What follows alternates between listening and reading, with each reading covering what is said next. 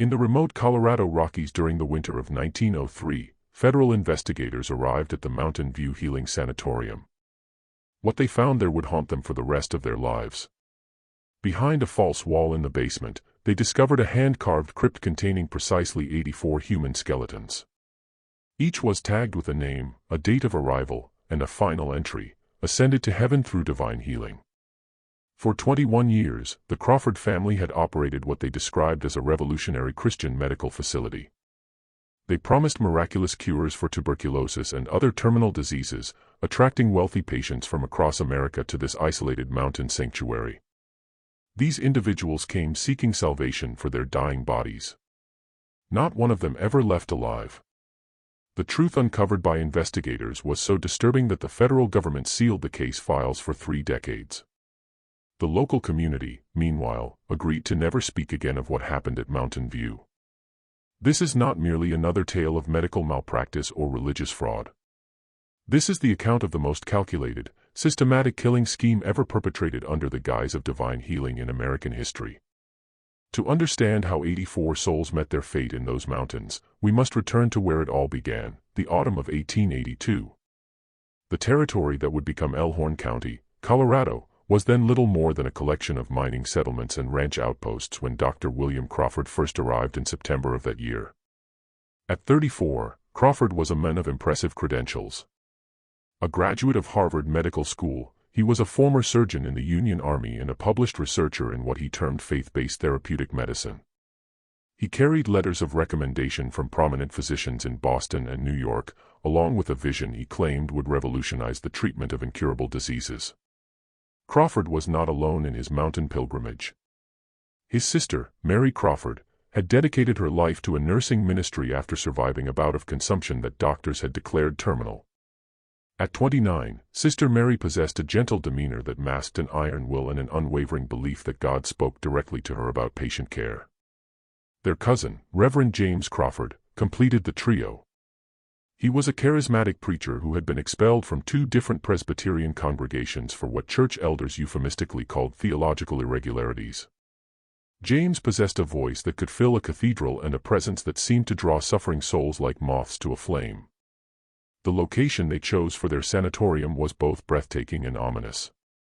Perched on a natural granite shelf 8,000 feet above sea level, the site offered panoramic views of snow-capped peaks that seemed to touch the heavens.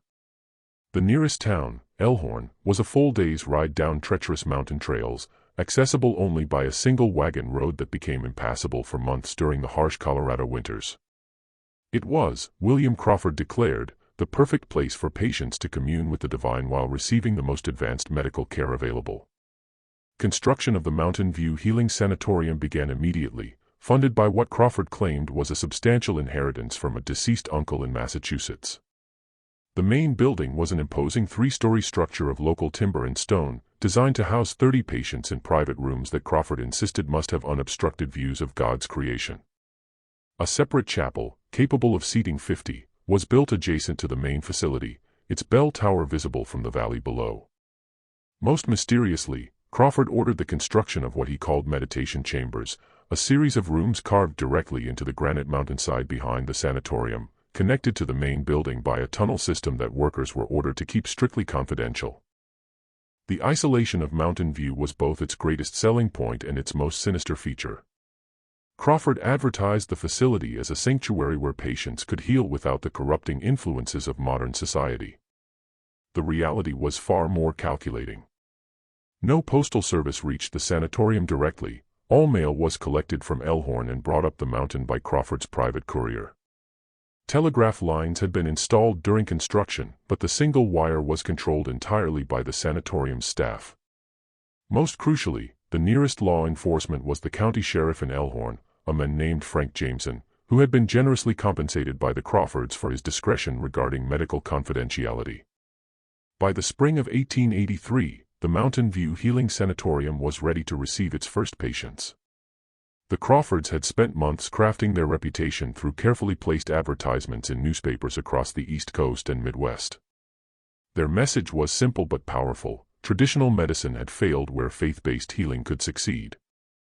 They claimed to have developed a revolutionary treatment protocol that combined the latest medical advances with the healing power of prayer and divine intervention. Testimonials from grateful patients filled their promotional materials, though none of these patients could ever be contacted directly. According to the Crawfords, they had all requested complete privacy during their spiritual journey toward wellness. The first patient to arrive at Mountain View was Margaret Thornton, a 42-year-old widow from Philadelphia whose tuberculosis had been declared terminal by 3 different physicians. She brought with her a small fortune in gold coins and government bonds, along with a desperate hope that the mountain air and Christian healing might grant her the miracle that medicine had failed to provide. On May 15, 1883, her carriage disappeared into the mountain mists, carrying her toward what she believed would be her salvation. She would never be seen alive again. The morning of May 16, 1883, dawned crisp and clear at Mountain View Sanatorium, with the kind of crystalline mountain air that seemed to promise healing. Margaret Thornton had spent her first night in what Dr. Crawford called the orientation chamber, a comfortable room on the second floor where new patients were encouraged to cleanse their spirits before beginning the sacred journey toward wellness. She wrote in her journal, later found by investigators, that she felt more hopeful than I have in months, surrounded by such devoted Christian souls. The daily routine at Mountain View followed what the Crawfords called the divine schedule. Patients rose at dawn for meditation in their rooms, followed by a communal breakfast in the main dining hall where Dr. Crawford would deliver therapeutic sermons, carefully crafted speeches that combined medical terminology with religious fervor. The body, he would proclaim, is merely the vessel for the soul. And when the soul is properly aligned with divine will, the flesh must follow. Sister Mary would move between the tables, dispensing morning blessings, small cups of herbal tea that she claimed contained mountain herbs blessed through prayer. After breakfast, patients participated in active healing sessions, group meetings held in the chapel where Reverend James would lead increasingly intense prayer circles. These sessions, according to later testimonies from former employees, became progressively more theatrical as patients grew weaker. James Crawford possessed an uncanny ability to sense when a patient was approaching what he called the threshold of transformation, the point where their illness had advanced beyond any hope of recovery. It was then that the real nature of Mountain View's healing would begin. Margaret Thornton's transformation began on her 3rd day at the sanatorium. During the morning therapeutic sermon, Dr. Crawford announced that she had been selected by divine providence for an accelerated healing protocol. This was, he explained to the other patients, a great honor reserved only for those whose faith had reached a level of purity that allowed them to transcend the limitations of earthly medicine. Margaret was moved to a private room on the basement level, what the Crawfords called the sanctification chamber, where she would undergo intensive treatment away from the other patients. The sanctification chamber was one of the rooms carved directly into the granite mountainside, accessible only through the tunnel system. The walls were lined with religious iconography, crosses, biblical verses, and paintings of saints in various stages of martyrdom. A single oil lamp provided dim illumination, and the air carried the perpetual scent of incense mixed with something else, something sweet and cloying that would later be identified as chloroform. In the center of the room stood what appeared to be a medical examination table, but closer inspection revealed leather restraints at the head, wrists, and ankles.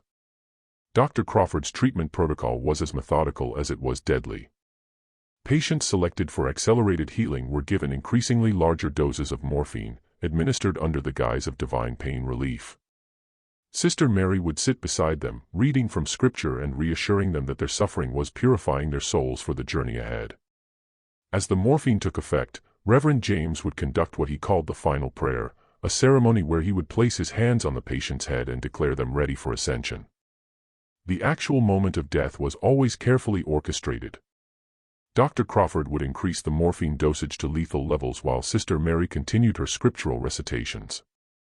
The patient would slip into unconsciousness, their breathing becoming slower and shallower until finally stopping altogether. At the precise moment of death, Reverend James would raise his hands and proclaim, "Behold, another soul has been healed and called home to glory." The entire process was designed to appear as if the patient had died peacefully during a profound spiritual experience. Margaret Thornton's death occurred on the evening of May 19, 1883, exactly 4 days after her arrival. According to detailed records found by investigators, she had been given a total of 340 milligrams of morphine over the course of 6 hours, more than enough to kill 3 healthy adults. Her final words, recorded by Sister Mary in what she called the Book of Sacred Transitions, were allegedly, "I can see the light. I am healed at last."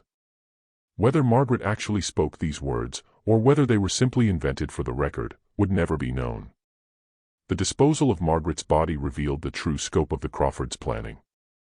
Her corpse was carried through the tunnel system to a natural cave that had been enlarged and modified during construction.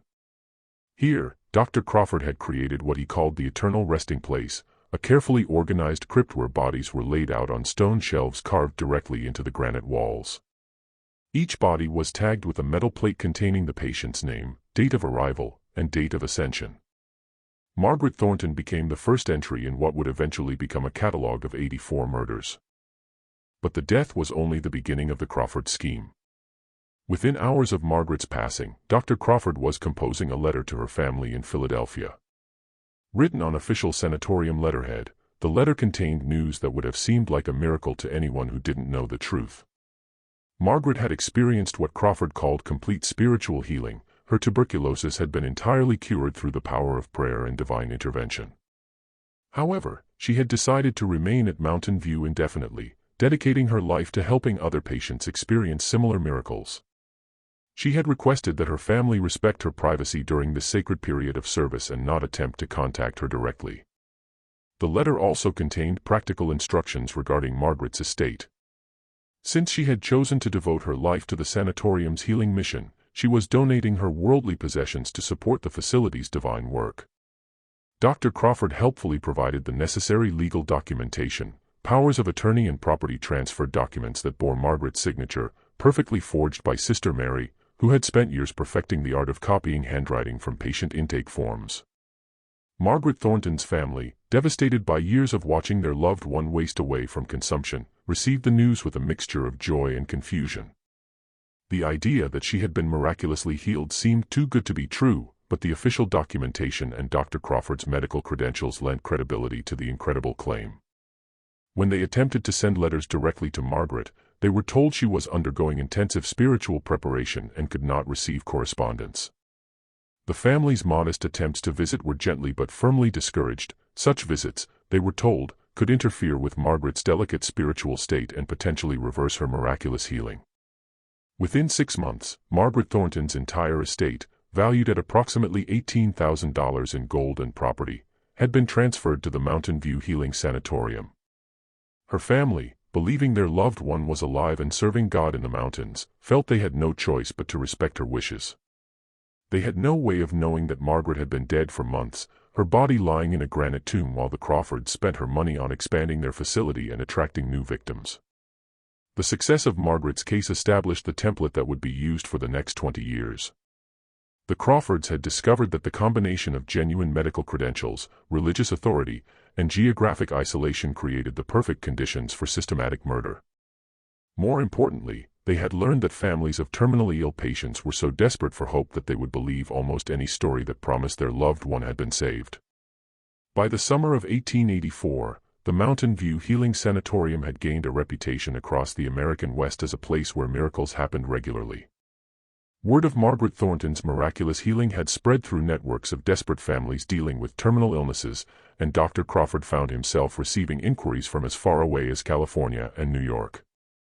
The sanatorium's guest book, a leather-bound ledger that Crawford kept meticulously updated, showed a steady stream of wealthy patients seeking the divine healing that traditional medicine had failed to provide. The second victim was Theodore Bancroft, a railroad magnate from Chicago whose lung condition had been steadily worsening despite the best medical care money could buy. Bancroft arrived at Mountain View in July 1884 with a personal fortune that dwarfed Margaret Thornton's modest inheritance. He brought with him not only gold and securities worth over $75,000, but also a burning desire to live long enough to see his young grandson grow up. Bancroft's wife had died 3 years earlier, and he had convinced himself that God was testing his faith by afflicting him with the same wasting disease that had claimed her. The Crawfords' approach to Bancroft was more sophisticated than their treatment of Margaret. They had learned from their first success that wealthy patients required more elaborate attention to maintain the illusion of revolutionary medical care. Dr. Crawford spent hours with Bancroft explaining his theories about the connection between spiritual wellness and physical health. He showed him charts and diagrams that appeared to be cutting-edge medical research, but were actually carefully crafted forgeries designed to support his claims about faith-based healing. Sister Mary took particular interest in Bancroft's emotional state, spending long evenings listening to his fears about death and his guilt over what he perceived as a life of excessive material focus. She guided him through what she called spiritual inventory sessions, detailed confessions where patients were encouraged to examine their lives for sins that might be preventing divine healing. These sessions served a dual purpose. They provided psychological insight that helped the Crawfords manipulate their victims, and they often revealed information about hidden assets or family secrets that could be exploited later. Reverend James conducted special healing services for Bancroft, complete with what he claimed were prophetic visions about the man's future. In elaborate ceremonies held in the chapel, James would fall into apparent trances and deliver messages that he claimed came directly from God. These messages always contained the same basic elements. Bancroft's illness was a test of his faith, his healing was assured if he remained committed to the process, and he was being prepared for a special mission that would require him to stay at Mountain View for an extended period. The psychological manipulation was masterful. Bancroft, isolated from his normal support systems and surrounded by people who claimed to have his spiritual welfare at heart, gradually became completely dependent on the Crawfords' version of reality. When Dr. Crawford suggested that Bancroft's business interests were creating spiritual impediments to his healing, the railroad magnate began signing over control of his companies to trustees recommended by the sanatorium. When Sister Mary observed that his attachment to worldly possessions was preventing complete surrender to God's will, he donated increasingly large sums to the facility's operations. Bancroft's ascension took place on September 23, 1884, following the same carefully orchestrated protocol that had been used with Margaret Thornton. The morphine doses were administered over the course of a week, with Dr. Crawford explaining that the increasing drowsiness was actually a sign of spiritual deepening. Sister Mary maintained a constant vigil, reading from Scripture and assuring Bancroft that his visions of deceased loved ones were evidence of his approaching reunion with God. Reverend James performed the final ceremony with even greater theatrical flair, declaring that he could see angels descending to escort Bancroft's soul to heaven. The letter to Bancroft's family was a masterpiece of psychological manipulation. Dr. Crawford reported that Theodore had experienced not just physical healing, but a profound spiritual transformation that had called him to dedicate his remaining years to helping other suffering souls. He had decided to remain at Mountain View as a healing minister, using his business expertise to help expand the facility's divine mission. The letter included detailed instructions about estate management and a request that the family respect Theodore's need for privacy during his sacred service period. Bancroft's son, a successful lawyer in Chicago, was more skeptical than Margaret Thornton's family had been. He hired private investigators to look into the Mountain View Sanatorium and its mysterious healing claims. However, the investigators found exactly what the Crawfords wanted them to find: a legitimate medical facility operated by credentialed professionals, with testimonials from satisfied patients and documentation of successful treatments. The isolation that made Mountain View perfect for murder also made it nearly impossible to investigate effectively. When the investigators attempted to visit the sanatorium directly, they were told that Theodore was undergoing intensive treatment and could not receive visitors. Dr. Crawford provided them with a letter allegedly written by Theodore himself, expressing his wishes to remain undisturbed during his healing process. The handwriting was perfect. Sister Mary had spent months perfecting Theodore's signature and writing style from the extensive correspondence he had conducted during his stay. The pattern was now established, and the Crawfords began accepting patients at an increasingly rapid pace. By the end of 1884, 7 more patients had ascended to heaven through the Mountain View Healing Protocol. Each death followed the same script: careful psychological preparation, gradual morphine poisoning, theatrical spiritual ceremony, and immediate notification to families about miraculous healing and voluntary isolation. The sanatorium's underground crypt was expanding, with new chambers being carved into the granite to accommodate the growing collection of victims. The wealth flowing into Mountain View was staggering. In less than 2 years, the Crawfords had accumulated over $300,000 in cash and securities from their murdered patients, equivalent to more than $8 million in today's currency. They used this money to expand the facility, adding a second building for advanced healing chambers and hiring additional staff members who were carefully selected for their willingness to ask no questions and accept generous compensation for their discretion. But the true genius of the Crawfords' operation was not just the systematic murder of their patients. It was the way they had created a self-sustaining mythology that attracted new victims. Each successful healing story spread through networks of desperate families, creating a reputation that drew more wealthy patients to their mountain sanctuary. The isolation that made investigation impossible also made their victims' disappearances seem voluntary and spiritual rather than sinister. The staff at Mountain View had been carefully chosen for their combination of medical competence and moral flexibility. Dr. Harrison Blake, a surgeon who had lost his license in Kansas for performing unnecessary operations, served as Crawford's assistant physician. Nurse Elizabeth Hartwell, who had been dismissed from 2 different hospitals for suspicious patient deaths, worked closely with Sister Mary in administering the fatal morphine doses. Even the facility's cook, Mrs. Sarah Bennett, had been selected because her previous employment at a prison had made her comfortable with secrets and isolation. These accomplices were well compensated for their participation in the murders. Each received a generous salary plus bonuses for maintaining absolute secrecy about the sanatorium's operations. They were also provided with carefully crafted cover stories that explained their presence at Mountain View as legitimate medical work in an innovative healing facility. If questioned by outsiders, they had detailed explanations about the sanatorium's revolutionary treatment methods and the remarkable success rates they were witnessing.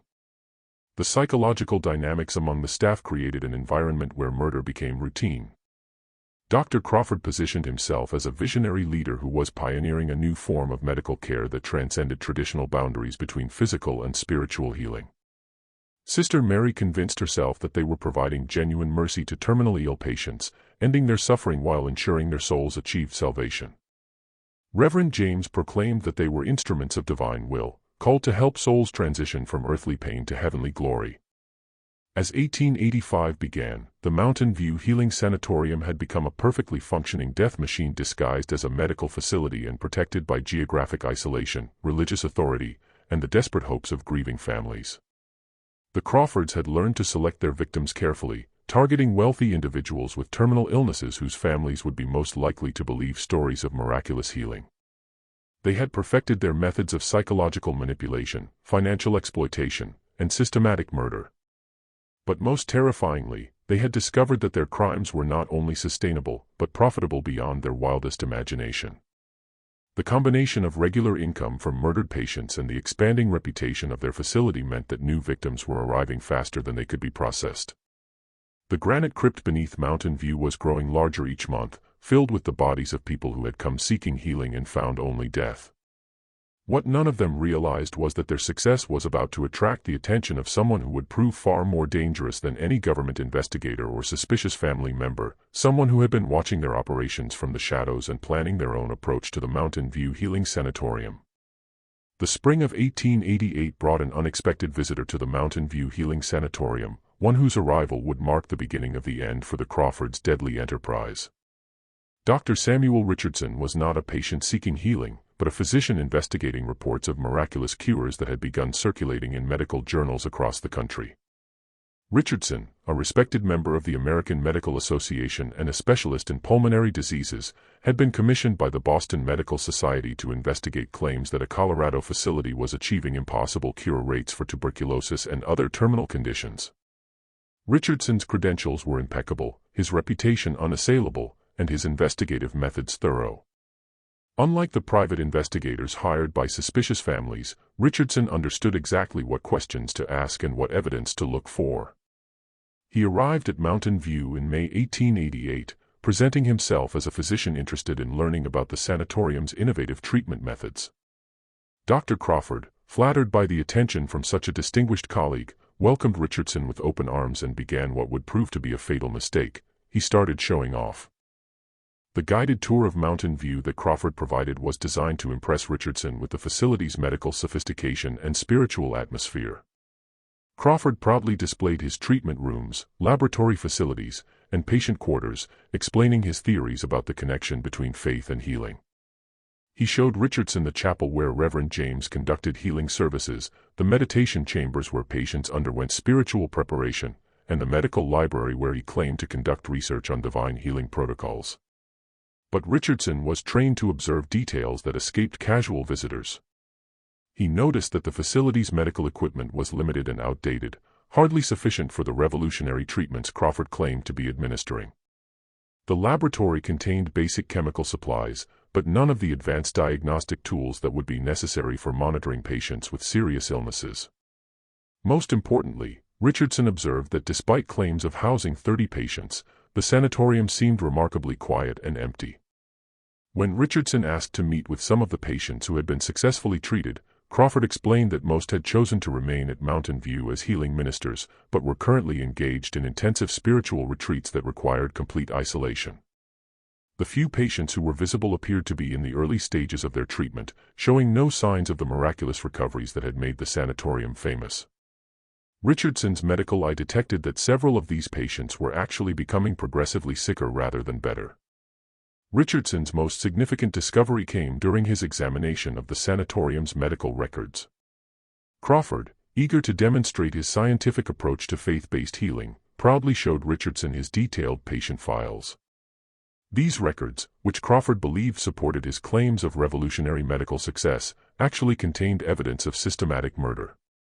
Richardson noticed that patient symptoms consistently worsened over time despite reports of miraculous healing. He observed that morphine usage was extraordinarily high, far beyond what would be medically justified for pain management. Most suspiciously, he detected patterns in the handwriting of patient letters that suggested forgery. The turning point came when Richardson requested permission to conduct independent medical examinations of patients who had allegedly been cured. Dr. Crawford, unable to produce living patients who showed evidence of miraculous healing, began making increasingly elaborate excuses. He claimed that divine healing was so delicate that outside medical examination could reverse the process. He insisted that the patient's spiritual state was so advanced that they could no longer tolerate contact with physicians who lacked proper faith.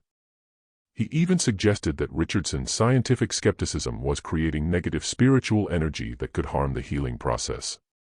Richardson's suspicions crystallized during a conversation with Mrs. Sarah Bennett, the facility's cook. Unlike the other staff members, Mrs. Bennett had not been thoroughly briefed on the cover story, and she made several casual comments that revealed the true nature of Mountain View's operations. She mentioned that the facility went through an unusual amount of morphine for a healing center. She observed that patients seemed to become progressively more religious and detached from worldly concerns as their treatment progressed. Most damning, she commented that it was remarkable how many patients chose to remain at the facility permanently after being cured, never wanting to return to their families. That evening, Richardson made a discovery that confirmed his worst fears. While exploring the facility's basement levels, he discovered the entrance to the tunnel system that connected to the granite caves. Following the tunnels, he found the carved chambers where the Crawfords conducted their murder rituals. The rooms still contained the medical equipment used to administer lethal morphine doses, along with religious paraphernalia designed to create the illusion of spiritual healing. Most horrifyingly, Richardson found the detailed records that Sister Mary had kept of each patient's final moments, records that revealed the true nature of their ascension to heaven. Richardson's investigation took on new urgency when he realized that the Crawfords were planning to murder him as well. His questions had become too specific, his observations too accurate, and his credentials too impressive to dismiss. Dr. Crawford began suggesting that Richardson himself might benefit from the sanatorium's healing treatments, commenting that his skeptical nature suggested spiritual illness that required treatment. Sister Mary started preparing special refreshments for Richardson's meals, and Reverend James began conducting private prayer sessions designed to evaluate Richardson's spiritual readiness for advanced healing protocols. The crisis came to a head on Richardson's fifth night at Mountain View. He had been experiencing increasingly severe drowsiness after meals, and his medical training told him that he was being gradually poisoned with morphine. That night, he pretended to drink the tea that Sister Mary brought to his room, but secretly disposed of it and remained awake to observe the facility's nighttime activities. What he witnessed confirmed his worst fears about the true nature of Mountain View's operations. Through his bedroom window, Richardson saw Dr. Crawford and his assistants moving through the facility's corridors, checking on patients and administering what appeared to be medical treatments. But Richardson's trained eye recognized the signs of systematic murder in progress. He watched as they entered the rooms of patients who had been selected for accelerated healing, administering increasing doses of morphine while conducting the religious ceremonies that accompanied each death. He saw the bodies being removed through the tunnel system and transported to the underground crypt where previous victims had been stored. The next morning, Richardson made his escape from Mountain View, using his knowledge of the mountain trails to avoid the main road where the Crawfords would expect him to travel. He carried with him detailed notes about the facility's operations, copies of medical records that proved systematic murder, and, most importantly, a clear understanding of how the Crawfords had been able to operate undetected for so long. He also carried the terrible knowledge that dozens of people had been murdered while their families believed they were receiving miraculous healing. Richardson's journey down the mountain was treacherous, but his determination to expose the truth drove him through dangers that would have stopped a less motivated man. He knew that every hour he delayed meant that more innocent people might arrive at Mountain View seeking healing and finding only death. He also knew that the Crawfords would soon discover his escape and begin covering their tracks, destroying evidence and potentially killing any remaining witnesses to their crimes.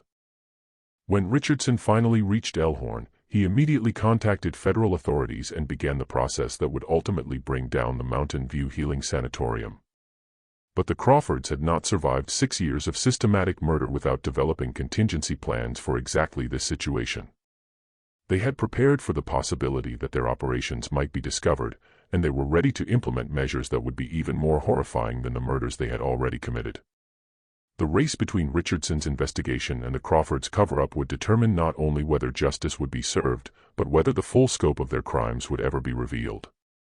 In the mountains above Elkhorn, the Mountain View Healing Sanatorium was about to become the scene of its final and most terrifying chapter. Dr. Richardson's escape from Mountain View on that fog-shrouded morning in June 1888 triggered a series of events that would transform the sanatorium from a functioning murder operation into a scene of unprecedented horror. The Crawfords discovered Richardson's departure within hours, and their reaction revealed the true depths of their depravity. Rather than fleeing or attempting to cover their tracks, they made a decision that would haunt investigators for decades. They decided to eliminate all evidence of their crimes by murdering every remaining patient and staff member at the facility. The decision was reached during an emergency meeting in Dr. Crawford's private office with Sister Mary and Reverend James present. Crawford had found Richardson's discarded teacup and realized that their carefully planned murder had been discovered. The medical records that Richardson had been examining were missing, along with several other documents that could provide evidence of the systematic killings. But what terrified Crawford most was the realization that Richardson possessed the medical knowledge necessary to expose their methods and the professional credentials to ensure that his accusations would be taken seriously by authorities. Sister Mary, who had spent 6 years convincing herself that their murders were acts of divine mercy, finally revealed the full extent of her psychological deterioration. She proclaimed that Richardson's escape was actually part of God's plan, a test of their faith that required them to complete their sacred mission before earthly authorities could interfere.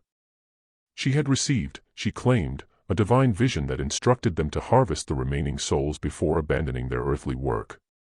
Her religious delusions had become so complete that she genuinely believed murder was a form of salvation. Reverend James, whose theatrical spirituality had always masked a calculating ruthlessness, saw the situation in purely practical terms.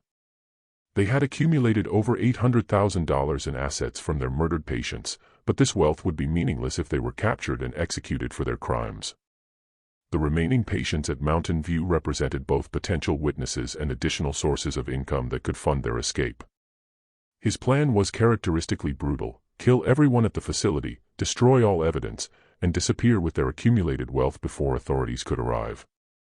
The final harvest, as the Crawfords came to call it, began that very evening. The facility currently housed 12 patients in various stages of treatment, along with 6 staff members who had been complicit in the murders.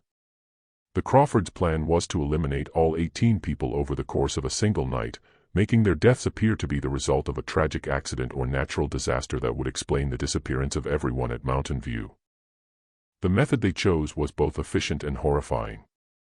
Dr. Crawford had access to chloroform in quantities sufficient to kill dozens of people, and the facility's isolated location meant that screams would not be heard by anyone who might provide rescue.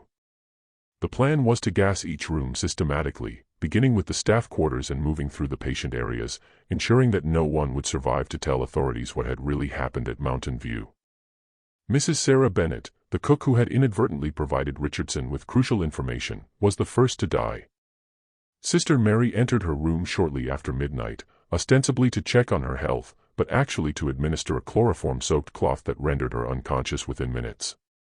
As Mrs. Bennet struggled weakly against the suffocating chemical, Sister Mary whispered prayers over her, convinced that she was providing spiritual comfort during the transition to death.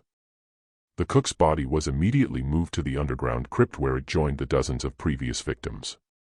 The systematic murder of the staff continued throughout the early morning hours. Dr. Blake, the assistant physician who had participated in numerous patient killings, was eliminated in his sleep by Dr. Crawford personally. Nurse Hartwell, who had administered countless lethal morphine doses, was killed by Reverend James using a combination of chloroform and manual strangulation. The facility's maintenance workers, groundskeepers, and administrative staff were murdered one by one, their bodies disposed of in the ever-expanding granite crypt. The patient murders were conducted with the same ritualistic attention to detail that had characterized the Crawfords' operations throughout their 6 years of killing. Each patient was approached individually, with Sister Mary providing religious comfort while Dr. Crawford administered the fatal doses of morphine and chloroform. Reverend James performed abbreviated versions of his ascension ceremonies, proclaiming that each soul was being called home to glory. The patients, already weakened by their genuine illnesses and months of gradual poisoning, offered little resistance to their murders.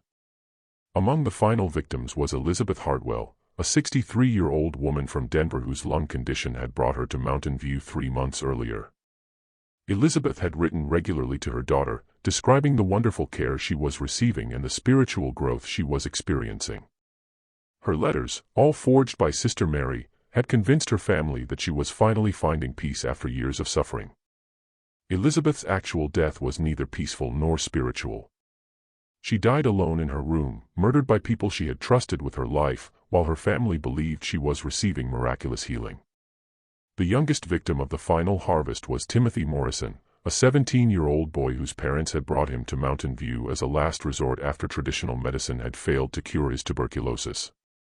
Timothy had shown signs of improvement during his first weeks at the facility, leading his parents to believe that the divine healing might actually be working.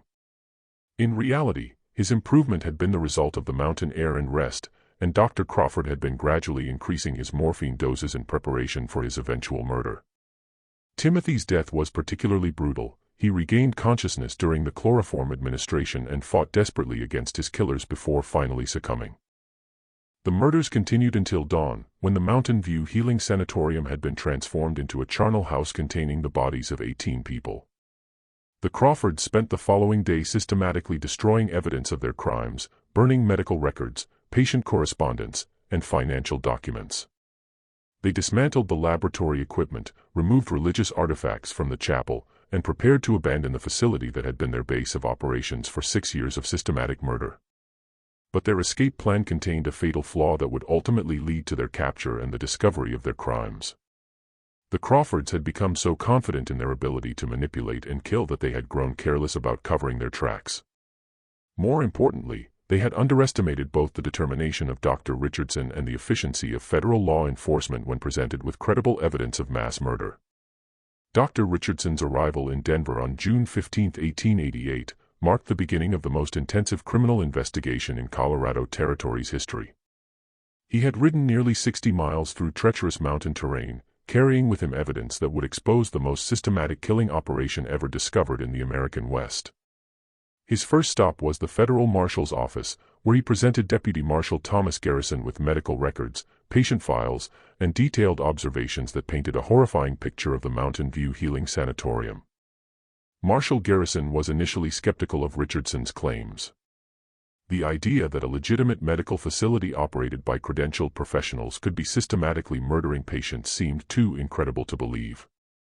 However, Richardson's reputation as a respected physician and his detailed knowledge of medical procedures gave weight to his accusations.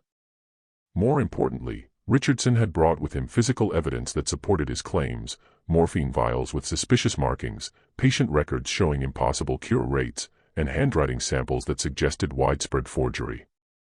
The federal investigation began immediately, with Garrison organizing a team of 12 marshals to accompany him to Mountain View. The team included medical examiners, handwriting experts, and experienced criminal investigators who would be able to analyze the evidence that Richardson had described. They also brought with them arrest warrants for the three Crawfords based on Richardson's sworn testimony about the murders he had witnessed. But when the federal team arrived at Mountain View on June 18, they found something far worse than Richardson had described. The sanatorium appeared to be completely abandoned, with no signs of the patients or staff who should have been present at a functioning medical facility. The buildings were empty, with furniture covered by sheets and medical equipment removed or destroyed. Most ominously, there were signs of recent fires in several areas, suggesting that someone had been systematically destroying evidence. The discovery of the underground crypt system revealed the true scope of the Crawfords' crimes. Following the tunnel system that Richardson had described, investigators found the carved granite chambers that had served as both murder rooms and storage areas for victims' bodies. The crypt contained exactly 84 human skeletons, each carefully tagged with metal plates bearing names and dates. The organization was meticulous. Bodies were arranged chronologically by date of death, with detailed records showing the progression of the murders over 6 years. The investigation of the crypt revealed evidence that would haunt the federal marshals for the rest of their lives. Many of the skeletons showed signs of violence beyond simple poisoning: broken bones that suggested struggles, skull fractures that indicated beatings, and restraint marks that proved victims had been tied down during their murders. The most recent bodies, those killed during the final harvest, still showed traces of the chloroform that had been used to kill them. The entire crypt reeked of death and decay, with the sweet smell of decomposition mixing with the chemical odor of embalming fluids and medical preservatives. The paper trail that investigators discovered in the partially destroyed records told an even more disturbing story. The Crawfords had kept detailed financial records of their operation, showing that they had accumulated over $1.2 million from their murdered patients. They had maintained careful logs of morphine purchases, chloroform acquisitions, and body disposal procedures. Most chilling were Sister Mary's spiritual journals, which revealed her complete psychological breakdown and her genuine belief that she was performing acts of divine mercy by murdering suffering patients. The hunt for the fleeing Crawfords became a nationwide manhunt, with federal marshals coordinating with local law enforcement across the Western Territories. The Crawfords had a significant head start. They had fled Mountain View immediately after completing the final harvest, taking with them a substantial portion of their accumulated wealth. However, their distinctive appearance and the notoriety of their crimes made them difficult to hide, and witness reports began coming in from towns across Colorado, Utah, and Nevada. The breakthrough in the investigation came from an unexpected source. James Palmer, a former patient at Mountain View who had escaped before his scheduled murder, came forward when news of the investigation became public. Palmer had been treated at the facility in early 1887 for a lung condition, and he had become suspicious of the treatment methods when other patients began disappearing under mysterious circumstances. He had faked his own death by bribing a maintenance worker, then fled the facility under cover of darkness. Palmer's testimony provided investigators with crucial details about the Crawfords' methods and motivations. He described the psychological manipulation techniques they used to gain control over patients, the gradual increase in morphine doses that preceded each murder, and the elaborate religious ceremonies that accompanied the killings. Most importantly, Palmer was able to provide investigators with information about the Crawfords' escape plans, including safe houses they had established and contacts they had cultivated for use in emergencies. The federal investigation also uncovered evidence of official corruption that had allowed the Crawfords to operate undetected for so long. Sheriff Frank Jameson of Elkhorn had been receiving regular payments to ignore suspicious activities at Mountain View and to discourage outside investigation of the facility. Local postal workers had been bribed to intercept mail intended for patients and to forward forged correspondence to families. Even the telegraph operator who maintained communications with the outside world had been part of the conspiracy, helping to maintain the illusion that patients were alive and well when they had actually been murdered. The corruption investigation revealed that the Crawfords had spent nearly $50,000 over 6 years to maintain their network of accomplices and informants. They had systematically identified key officials whose cooperation was necessary for their operation and had either bribed or intimidated them into compliance. The scope of their influence extended beyond Elkhorn County to include officials in Denver and other major cities who had helped them maintain their medical credentials and professional reputation. As the federal investigation intensified, witnesses began coming forward with information about suspicious activities they had observed over the years. Local merchants reported unusual purchases of medical supplies and chemicals by Mountain View staff. Postal workers described the large volume of mail arriving at the facility and the strange fact that very little mail ever left the mountain. Most significantly, several families of supposed miracle healing patients began questioning the stories they had been told about their loved ones' voluntary isolation. The psychological profile that investigators developed of the Crawfords revealed three distinct but complementary personalities that had combined to create the perfect killing machine. Dr. William Crawford was identified as a narcissistic psychopath who viewed other people as objects to be manipulated for his own benefit.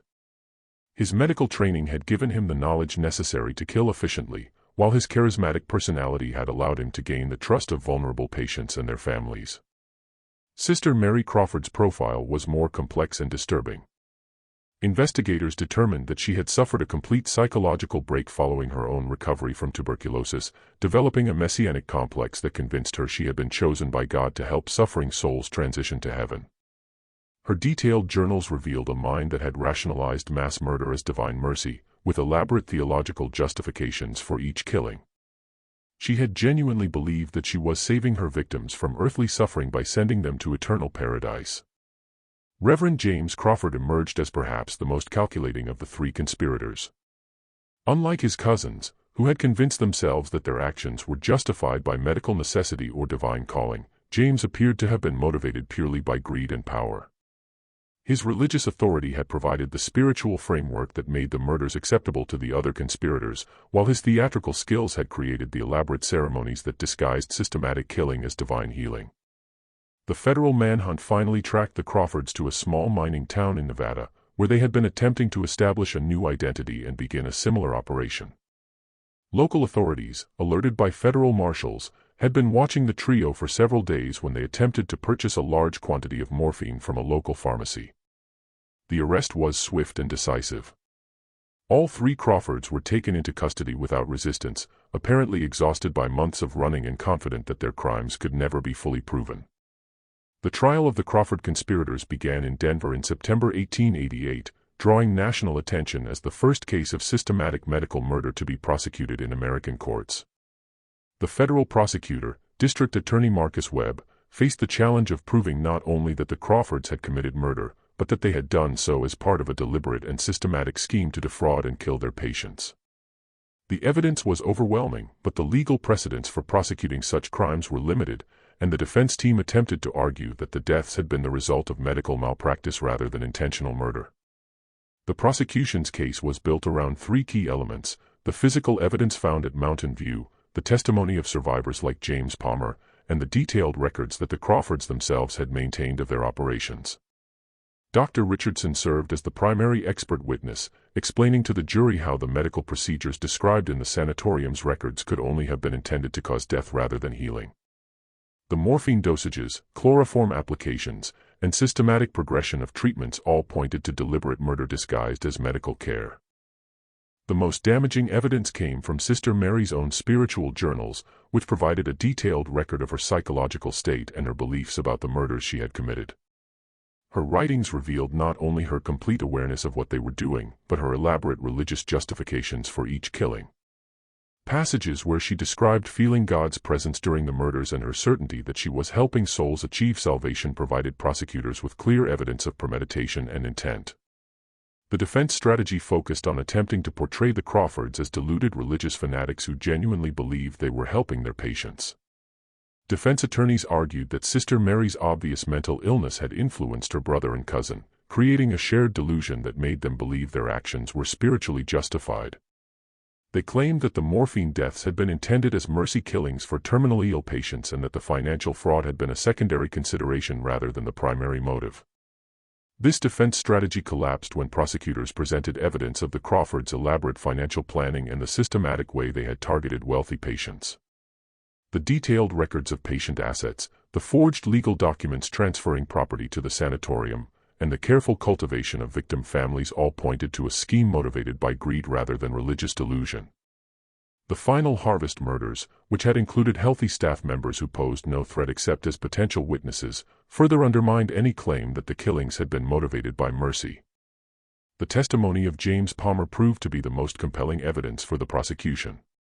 Palmer's detailed account of life inside Mountain View, his description of the psychological manipulation techniques used by the Crawfords, and his explanation of how he had discovered and escaped their murder plot provided the jury with a clear picture of the systematic nature of the crimes.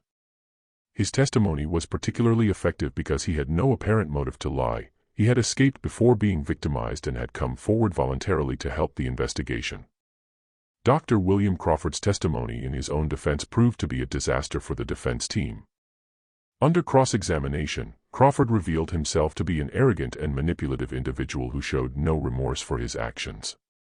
He attempted to justify the murders as necessary medical procedures, claiming that his patients had been suffering unnecessarily and that his methods had provided them with peaceful deaths. His complete lack of empathy and his obvious pride in his medical innovations convinced the jury that they were dealing with a calculating killer rather than a deluded healer. Sister Mary's testimony was even more damaging to the defense case. Her detailed descriptions of the religious visions that had guided her actions, her certainty that she had been chosen by God to help souls transition to heaven, and her complete lack of understanding that she had committed crimes revealed a level of psychological dysfunction that made her claims of divine guidance appear obviously delusional.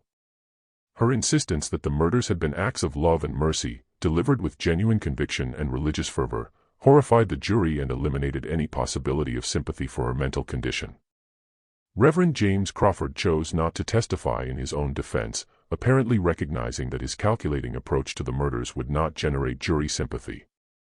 Instead, his attorneys attempted to portray him as a minor participant who had been manipulated by his more dominant cousins. This strategy failed when prosecutors presented evidence of James' central role in recruiting victims, conducting the murder ceremonies, and managing the financial aspects of the scheme. The prosecution's closing argument, delivered by District Attorney Webb, lasted nearly 4 hours and provided a comprehensive summary of the evidence against the Crawfords. Webb methodically demonstrated how each element of their operation, from the initial recruitment of patients to the final disposal of bodies, had been carefully planned and executed. He emphasized that the 84 murders had not been crimes of passion or accidents of medical malpractice, but the result of a deliberate scheme to use religious authority and medical credentials to exploit and kill vulnerable people. The defense closing argument attempted to generate sympathy for the defendants by emphasizing their religious backgrounds and their apparent genuine belief in divine healing. Defense attorneys argued that the Crawfords had been motivated by misguided faith rather than criminal intent and that their actions, while tragically mistaken, had been intended to help rather than harm their patients. This argument was undermined by the overwhelming evidence of financial motivation and the systematic nature of the killings. The jury deliberated for less than 3 hours before returning guilty verdicts on all counts for all 3 defendants. The speed of the verdict reflected both the overwhelming nature of the evidence and the jury's horror at the scope and systematic nature of the crimes. Each defendant was found guilty of 84 counts of first-degree murder, along with numerous counts of fraud, forgery, and conspiracy. The sentencing hearing provided victims' families with their first opportunity to confront the people who had murdered their loved ones. Family members traveled from across the country to Denver, and their emotional testimony provided a powerful reminder of the human cost of the Crawfords' crimes. Margaret Thornton's sister described the years of hope and confusion her family had endured, believing that Margaret was alive and serving God in the mountains while her body was actually decomposing in a granite tomb. Theodore Bancroft's son spoke about the investigation he had conducted and his growing realization that his father had been murdered rather than healed. Judge Harrison Matthews, who presided over the sentencing, described the Crawford case as the most heinous and systematic abuse of trust ever perpetrated in American territory. He noted that the defendants had exploited not only the desperate hope of terminally ill patients, but also the religious faith of families who believed their loved ones had been miraculously healed. The systematic nature of the murders, combined with the elaborate deception used to cover them up, represented what Judge Matthews called a corruption of everything sacred in human society. The sentences reflected the unprecedented nature of the crimes. Dr. William Crawford was sentenced to death by hanging, with the execution scheduled for December 15, 1888. Sister Mary Crawford was sentenced to life imprisonment, with the judge noting that her obvious mental illness made the death penalty inappropriate despite the severity of her crimes. Reverend James Crawford was also sentenced to death, with his execution scheduled for the same day as his cousins. The execution of the Crawford murderers drew crowds from across Colorado Territory, with thousands of people gathering in Denver to witness what newspapers called justice for the Mountain View massacres. Dr. William Crawford maintained his arrogance until the end, delivering a final statement in which he claimed that history would vindicate his medical innovations and that future generations would understand the mercy he had provided to his suffering patients. Reverend James Crawford used his final moments to deliver what observers described as a theatrical sermon about divine forgiveness, apparently still attempting to manipulate his audience even as he faced death. Sister Mary Crawford's life sentence was served at the Colorado Territorial Women's Prison, where she continued to maintain detailed journals describing her religious visions and her certainty that she had been chosen for a divine mission. Prison records indicate that she never showed any understanding that her actions had been criminal, and she spent her final years attempting to convert other inmates to her belief that death was a form of healing. She died in prison in 1923, still convinced that she had been an instrument of God's mercy. The aftermath of the Mountain View Healing Sanatorium case extended far beyond the trial and execution of the Crawford murderers.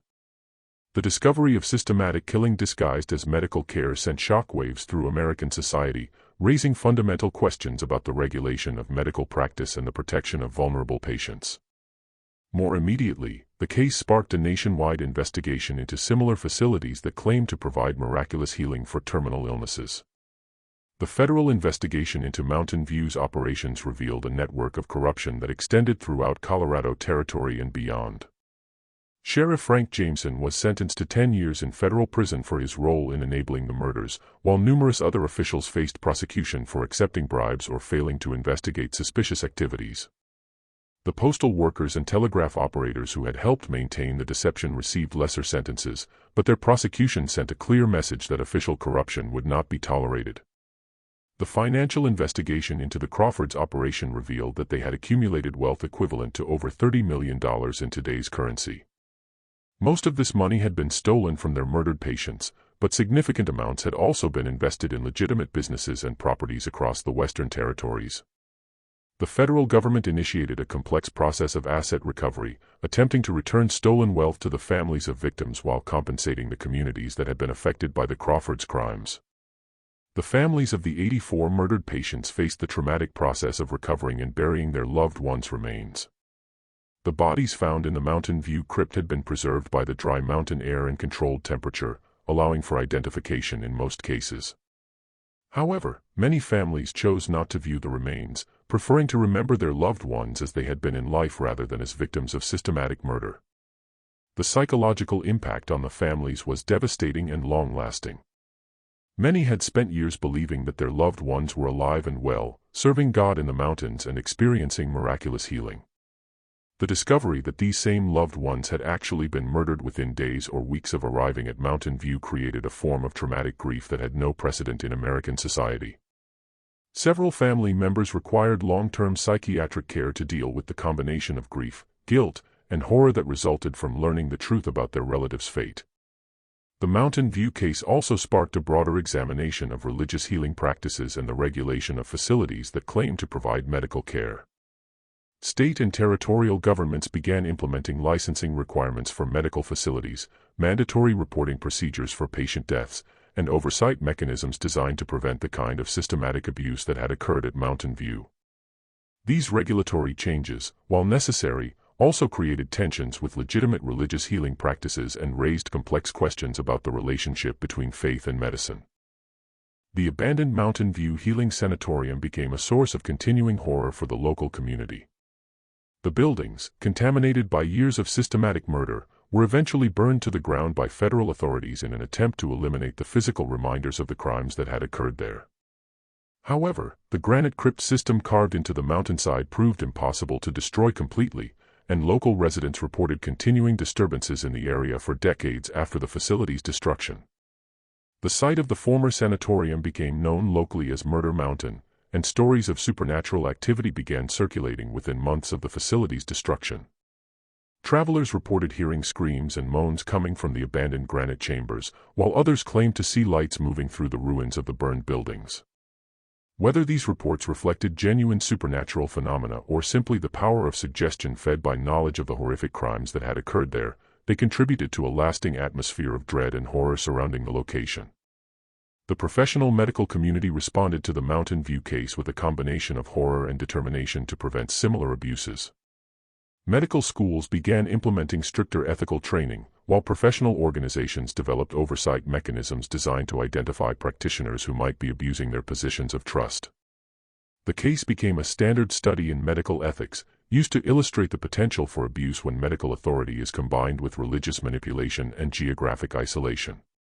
The legal precedents established by the Crawford trial influenced criminal prosecution for decades, providing prosecutors with frameworks for addressing systematic abuse of professional authority and the exploitation of vulnerable populations. The case demonstrated that crimes committed under the guise of professional care could be prosecuted as premeditated murder rather than malpractice, establishing important principles that would be applied to future cases involving medical abuse. Perhaps most significantly, the Mountain View case revealed the deadly potential that existed when legitimate authority figures, doctors, religious leaders, and medical professionals chose to exploit their positions of trust for personal gain. The Crawfords had been able to commit their crimes precisely because they possessed the credentials and authority that made people trust them with their lives. This realization led to fundamental changes in how American society approached the regulation and oversight of professional authority, particularly in contexts where vulnerable people might be exploited. The story of the Mountain View Healing Sanatorium serves as a permanent reminder of the importance of questioning authority, maintaining oversight of professional practice, and protecting vulnerable populations from exploitation. The 84 people who died in those Colorado mountains were not just victims of individual criminals, but casualties of a system that failed to protect them from systematic abuse disguised as care and healing. The final entry in the Mountain View case files, written by Marshal Thomas Garrison, captured the lasting impact of the investigation. In 20 years of law enforcement, I have never encountered a case that combined such systematic evil with such elaborate deception. The Crawford murderers did not simply kill their victims, they corrupted the very concepts of healing, faith, and mercy that should protect society's most vulnerable members. Their crimes represent not just individual evil, but a fundamental betrayal of everything that civilized society holds sacred. Today, the site of the Mountain View Healing Sanatorium remains unmarked and largely forgotten, hidden in the Colorado Rockies where snow covers the granite chambers that once housed the bodies of 84 murder victims. The official records of the case remain sealed in federal archives, accessible only to researchers who can demonstrate legitimate academic interest in the crimes. But the story of what happened in those mountains between 1883 and 1888 stands as one of the most chilling examples of systematic murder in American history. The families of the victims have long since passed away, taking with them the personal memories of loved ones who traveled to Colorado seeking healing and found only death. But their story continues to serve as a warning about the dangers that exist when desperation meets deception, when faith becomes a weapon, and when the people we trust most with our lives choose to become our killers.